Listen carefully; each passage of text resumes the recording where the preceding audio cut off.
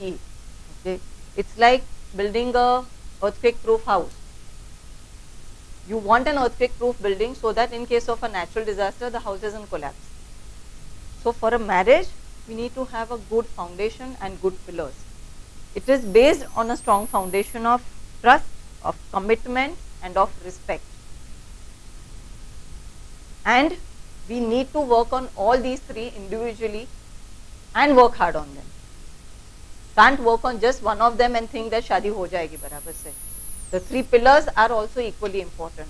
The first comes intimacy, and the other two pillars for the house of marriage would be communication and a commitment to have a peaceful life.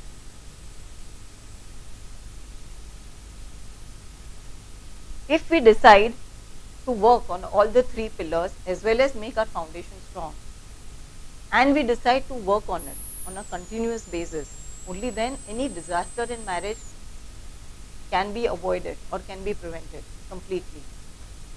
So first, let's start with the first pillar of our marriage house, and that is intimacy. What is intimacy? It's not only about sexuality, it is about love, it's about respecting each other, it's about trusting each other, it's about giving freedom and having the freedom to be ourselves, to be what I want to be with my soulmate, to enjoy my life with my soulmate. It comes only out of attraction, okay, and it comes out of the commitment. Suppose we have a garden, it's a garden where lots of different kinds of fruits and vegetables and flowers are there, and I decide to only nurture 3 of them. एक को पानी, एक को धूप दिया, एक को खाद दिया, और बाकी के 3 के लिए आज टाइम नहीं है, 1-1.5-2 महीने के बाद उसको चालू करूंगी देने का. It's not going to work, सूख जाएगा ना गार्डन.